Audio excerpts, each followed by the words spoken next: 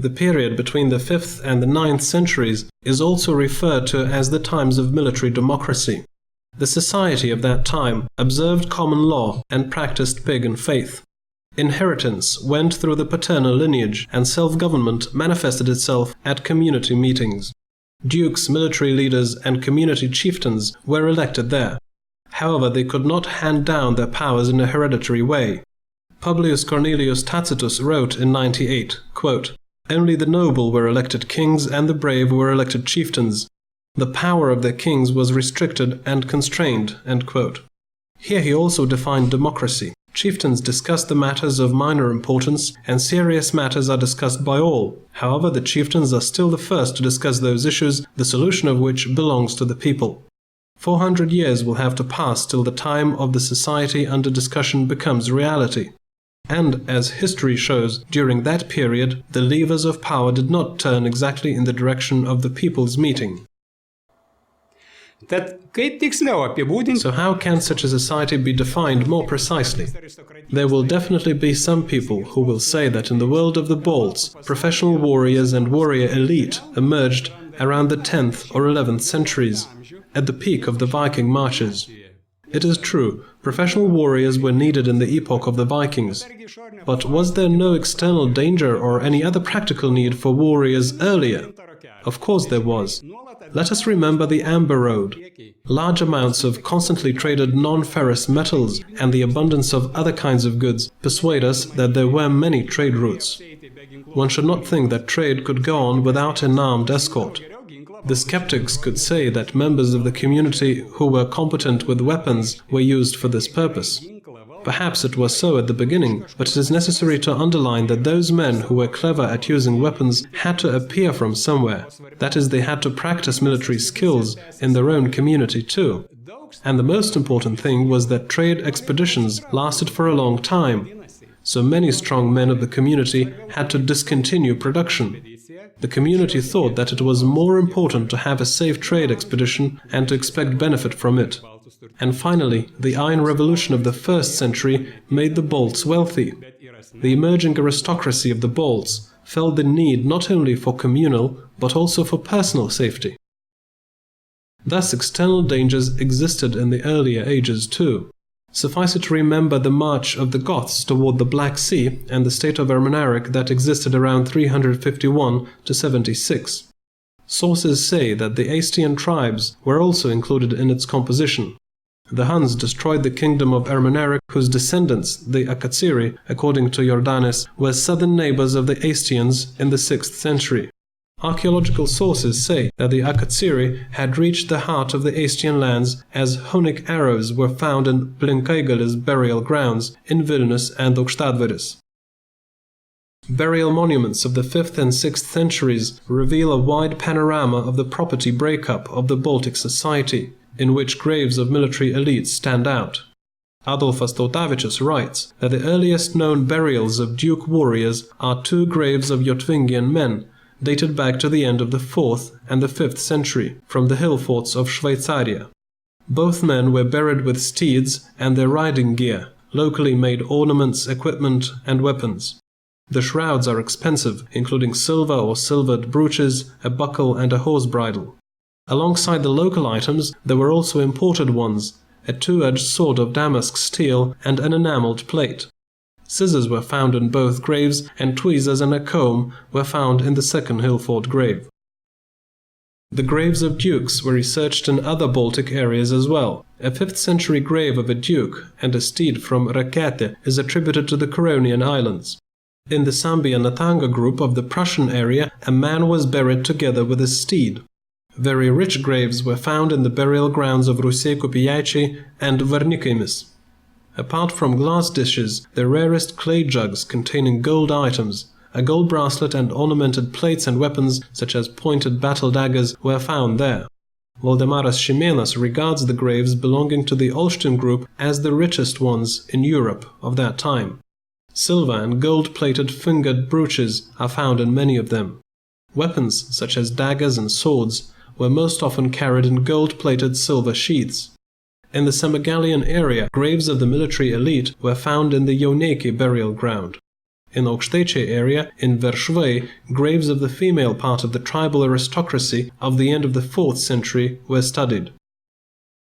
The Taurapilis Barrow Cemetery, investigated by Adolfas Tautavičius, provided exceptional material about the burial customs of the military elite. The historian attributes it to the Lithuanians and dates it back to the end of the 5th and the beginning of the 6th century. The burial mound for the grave of the Duke was shoveled in the middle of the hill. The Duke and his steed were buried in the center of the barrow. Weapons and war clothing were particularly rich and diverse.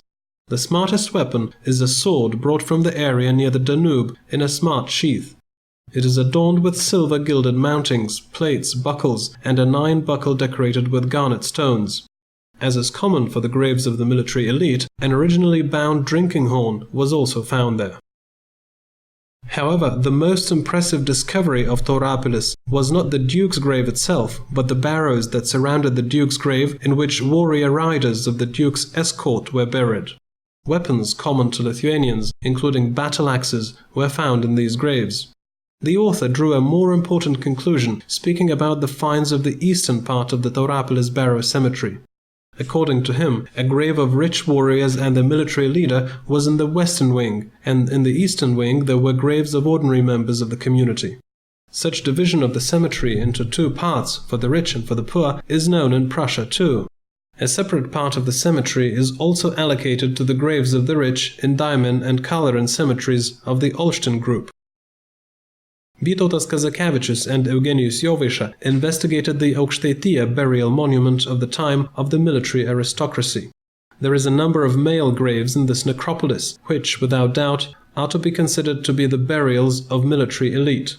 Drinking horns with unique silver mountings were found in the graves of 7 males. The inventory of all these graves is noted for splendor, the abundance in weapons and war clothing. These included silver brooches, silver neck rings, silver bracelets with thickened terminals, smart ornamented mountings and buckles of footwear belts, spurs and their belts, shoulder belts, battle knives and axes, spears, and, among ritual things, the bone sun disk. Ornaments and clothing articles of the female part of the military aristocracy reveal an impressive artistic expression of Aukštaityje craftsmen. Valdemaras Šimėnas investigated the graves of the dukes of the Skalvian lands of the late 5th and early 6th centuries in Vidgiriai and Barzūnai. Grave number 30, made with ducal respect, reliably confirmed that the Balts were involved in the migration of nations in the region near the Danube. Apart from a battle knife, a silver gilded brooch made by Danube region craftsmen, the smartest ornaments, a drinking horn with silver mountings, and other burial items were found in the duke's grave. In Barzūnai, a wealthy warrior was buried together with his steed and with real ducal splendor. A string of amber beads, a neck ring with a hook and a loop, 2 rings, 5 arched ring brooches, a shoulder belt to keep a battle knife, a socketed axe, 2 spearheads, an iron scythe, and finally 2 things that are often inseparable from the duke's graves, tweezers and a sharpener. A riding bit with a jointed mouthpiece and bridle were found among the shrouds of the steed. Archaeological sources enable us to say that burial monuments of the largest part of the Baltic tribes, Prussians, Yotvingians, Skalvians, Upland Lithuanians, Curonians, Semigalians, and Lithuanians of the second half of the 5th and the early 6th centuries obviously testify to the existence of the stratum of the military aristocracy in society. A natural dependence of the form of the axe on the nature of work, revealed by the archaeologist Arvydas Malonaitis, is of great importance to the study of social history. He proved that in the second half of the 5th century there appeared axes meant exclusively for battle. The conclusion is self-evident. If axes are manufactured exclusively for combat, some part of society uses the axe as a weapon only. In other words, a community of professional warriors must exist in society. Let us go back to written sources. Cassiodorus, in his Miscellanea, published a letter written by King Theodoric between 523 and 26 to the Astians. What strikes your eye after reading it? First of all, the Astian messengers, traveling here and there, as he put it, knew the roads, they could speak the language or several languages. This means that the Baltic military aristocracy and its entourage were educated. Second, the Astians oriented themselves in European politics. They knew what determined politics, as we can see from the following sentence, quote, "Love the one that you know, and which you had eagerly sought before it was known to you." End quote.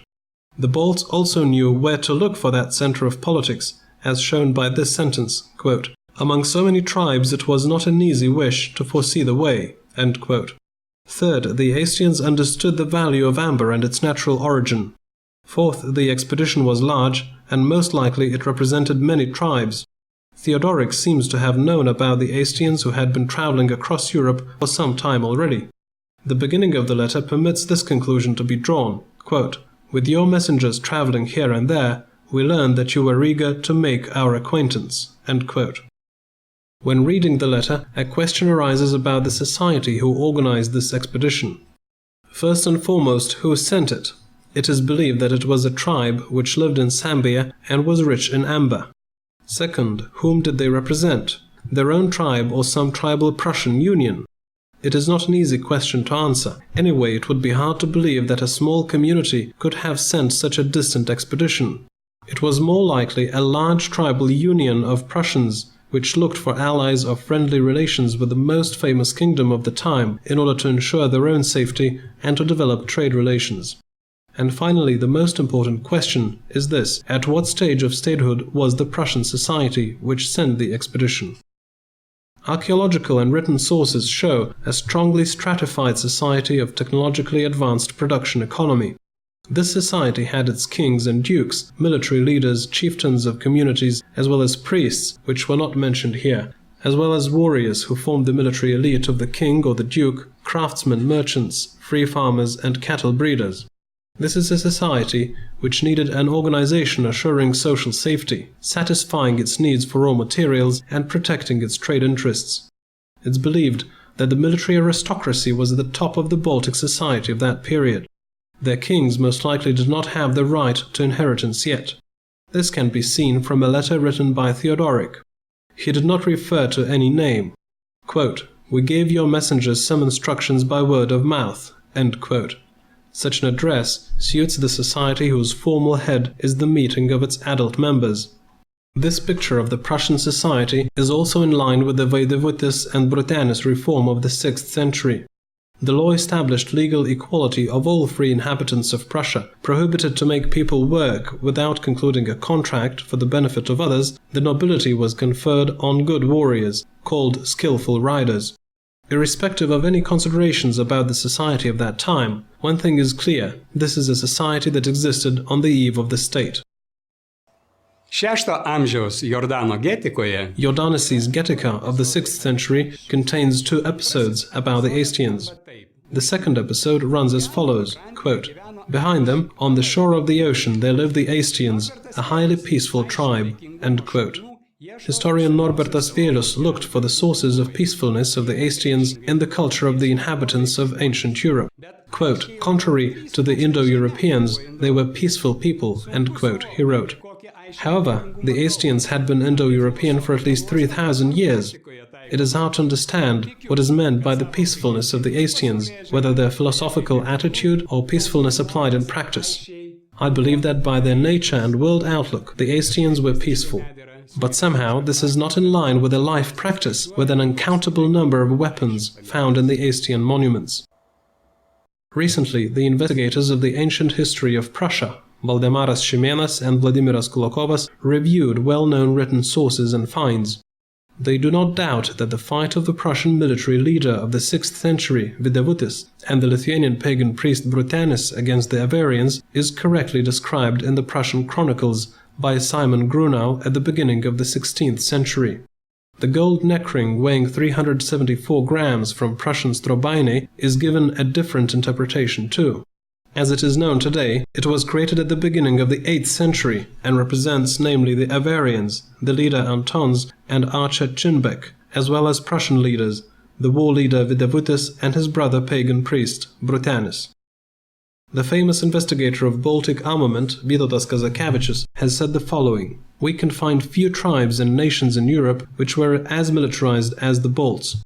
Our ancestors fought fiercely for their survival and freedom for more than 1,000 years." End quote. Vytautas Kazakievičius's phrase "for more than 1,000 years" also covers the time we are examining here. There is ample evidence that the A3e, the Estians' southern neighbors, fired their arrows on the banks of the Shushve river in the second half of the 5th century.